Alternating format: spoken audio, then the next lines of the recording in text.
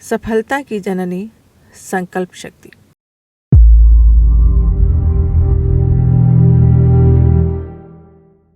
यह मेरा संकल्प है। इसका अर्थ है कि अब मैं इस कार्य में प्राण, मन और समग्र शक्ति के साथ संलग्न हो रहा हूँ। इस प्रकार की विचारना दृढ़ता ही सफलता की जननी है। संकल्प तप का, क्रिया शक्ति का विधायक है। इसी में अनेक सिद्धियां और वरदान समाहित हैं। जिन विचारों का मनोभूमि में स्थायी प्रभाव पड़ता है और जिनसे अंतःकरण में अमिट छाप पड़ती है, वे पुनरावृत्ति के कारण स्वभाव के एक अंग बन जाते हैं। ऐसे विचारों का अपना एक विशेष महत्व होता है। इन विचारों को क्रमबद्ध रीति से सजाने की क्रिया जिन्हें ज्ञात होती है, वे अपना भाग्य, दृष्टिकोण और वातावरण परिवर्तित कर सकते हैं और इस परिवर्तन के फलस्वरूप जीवन में कोई विशेष दृश्य या स्थिति उत्पन्न कर सकते हैं।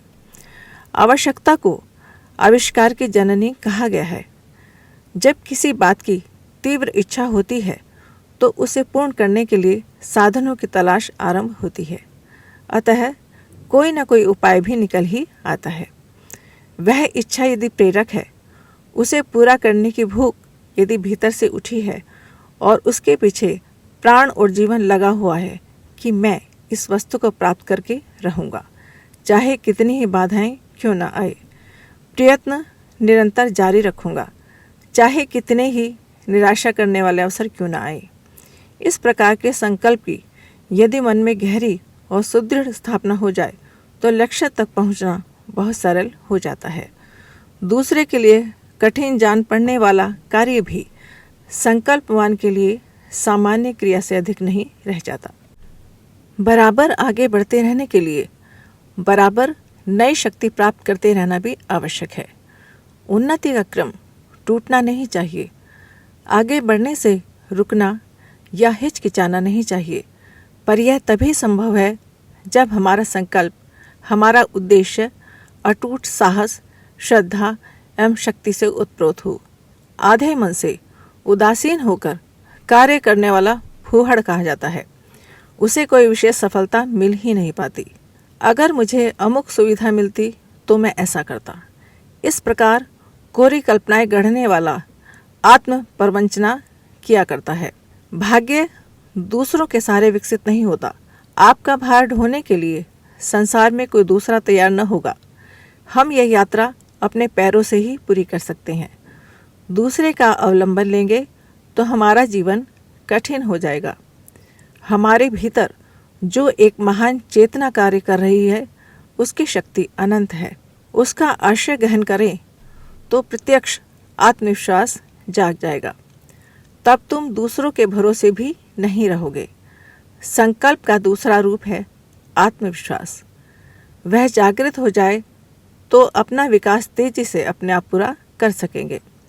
आज हम जैसे कुछ हैं, अपने जीवन को जिस स्थिति में रखे हुए हैं, अपने निजी विचारों के परिणाम हैं। जैसे विचार होंगे, भविष्य का निर्माण भी उसी तरह होगा।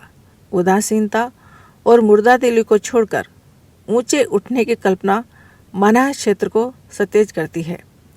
इससे साहस, शौर्य, कर्मठता, उत्पादन शक्ति, निपुणता आदि गुणों का आविर्भाव होता है। इन गुणों में शक्तियों का वह स्रोत छिपा हुआ है जिससे संतोष, सुख और आनंद का प्रतिक्षण रसास्वादन किया जा सकता है। निकृष्टता मनुष्यों में दुर्गुण पैदा करती है, जिससे चारों ओर से कष्ट और क्लेश के परिणाम ही दिखाई दे सकते हैं। संकल्प को इसीलिए जीवन की उत्कृष्टता का मंत्र समझना चाहिए। उसका प्रयोग मनुष्य जीवन के गुणों के विकास के लिए होना चाहिए। अपने को असमर्थ, अशक्त एवं असहाय मत समझिए। साधनों के अभाव में किस प्रकार आगे बढ़ सकेंगे, ऐसे कमजोर विचारों का परित्याग कर दीजिए। स्मरण रखिए, शक्ति का स्रोत साधनों में नहीं, संकल्प में है।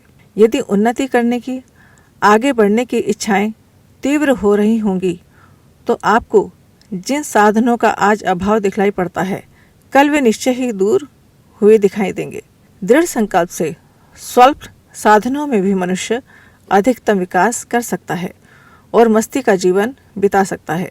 दीपक कब कहता है कि वह 10 किलो मिट्टी का बना होता है और उसमें 10 किलो तेल होता तो सबको प्रकाश देता। अपने सीमित साधनों से ही प्रकाश देने लगता है।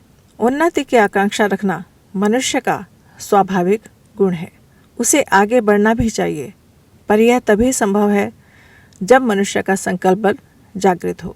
संकल्प के द्वारा प्रत्येक मनुष्य सफलता प्राप्त कर सकता है। एक व्यक्ति था जो अपनी पत्नी द्वारा महामूर्ख कहा गया, बुरी तरह तिरस्कृत और लांछित हुआ। बात उसके गुप्त मन में लग गई। उसे बड़ा बुरा लगा। उसने पत्नी को छोड़ा और बड़ी आयु में विद्या अध्ययन में लग गया। दीर्घ काल के अभ्यास और अटल संकल्प के बल से वह संस्कृत का महाकवि कालिदास बना। समग्र भारत उसकी प्रतिभा और विद्या से चमत्कृत हो उठा।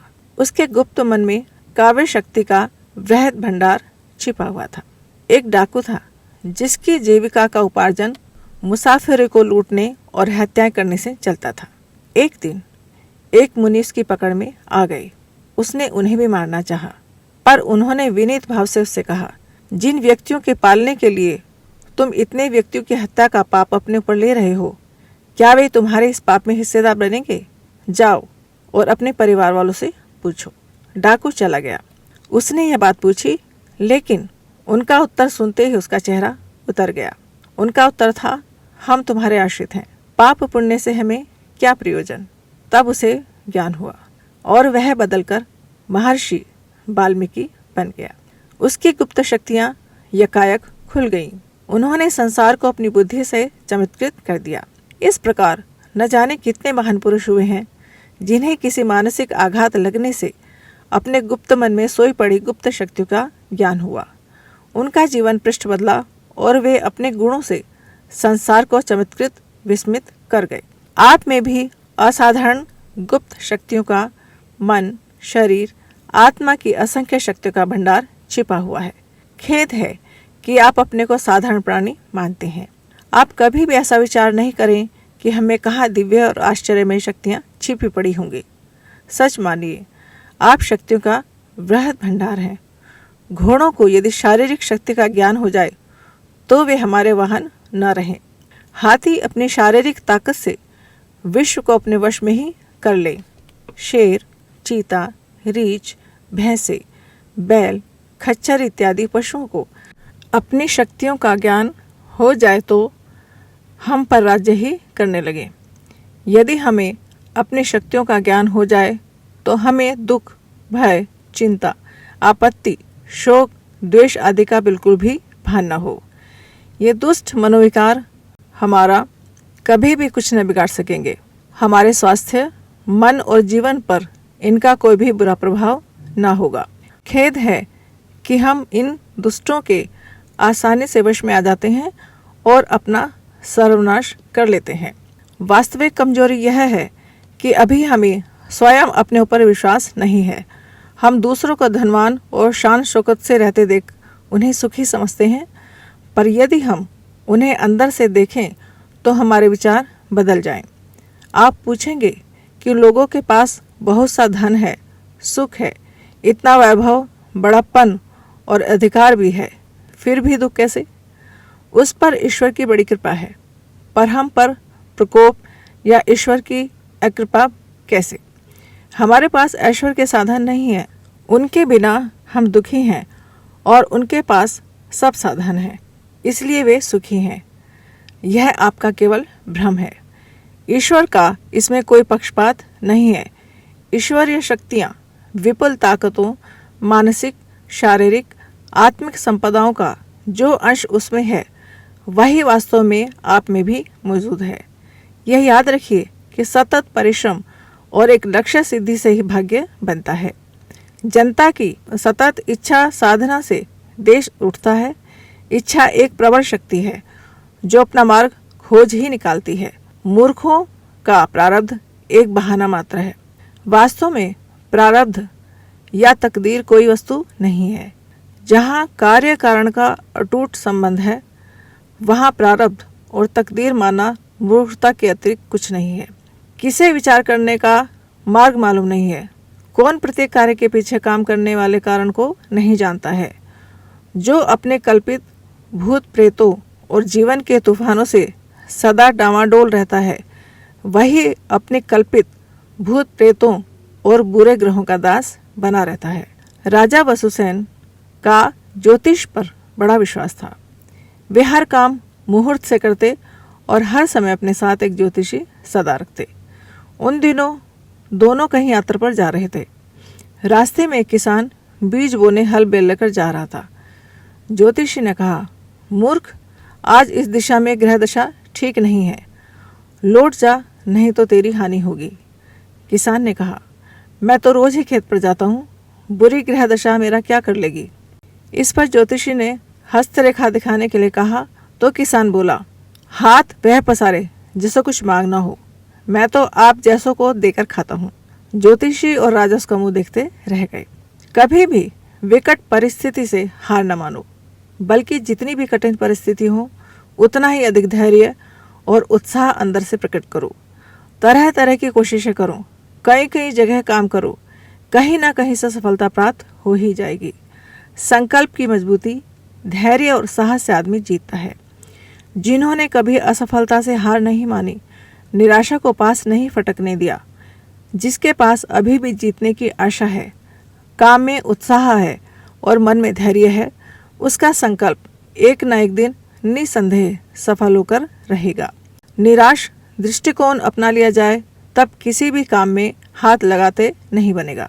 कुविचार विषाणुओं से अधिक घातक और घुन से अधिक अदृश्य होते हैं।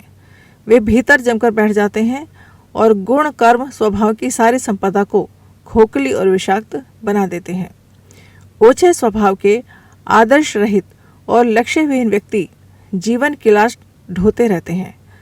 उनके मनोरथ सफल हो ही नहीं सकते, क्योंकि प्रगति के लिए प्रखर व्यक्तित्व की आवश्यकता है। हमें आशा और उत्साह मन में रखकर सुंदर से सुंदर भविष्य की कल्पना करनी चाहिए। अभी से परेशानी में पड़ने की बात ही क्यों सोचें। नदी की तरह ही वह मनुष्य भी अपनी सफलता के लिए मार्ग निकाल ही लेता है जिसकी इच्छा शक्ति दृढ़ और बलवती होती है। उसकी इच्छा स्वयं ही उसका मार्ग प्रदर्शित करती चलती है। सफलता का मूल मनुष्य की इच्छा शक्ति में सन्निहित रहता है। मानवीय शक्तियों में उसकी इच्छा शक्ति सबसे प्रबल और प्रमुख होती है। जिन मनुष्यों की इच्छा शक्ति निर्बल होती है, वे साधन संपन्न होने पर भी कोई उल्लेखनीय सफलता प्राप्त नहीं कर पाते हैं। निर्बल इच्छा शक्ति वाले लोग मार्ग में आए एक साधारण सी कठिनाई अथवा सामान्य विरोध को देखकर हिम्मत खो बैठते हैं। पुस्तक का नाम सफल जीवन की दिशाधारा। लेखक पंडित श्री राम शर्मा आचार्य जी। अगर आपको हमारी यह वीडियो पसंद आई हो तो इसको लाइक करें, कमेंट और शेयर ज़रूर करें और हमारे YouTube चैनल ऋषि चिंतन को सब्सक्राइब भी कर लें। साथ ही बेल आइकन को भी दबाएं ताकि आपको आने वाली वीडियोस की नोटिफिकेशंस मिलती रहें। धन्यवाद।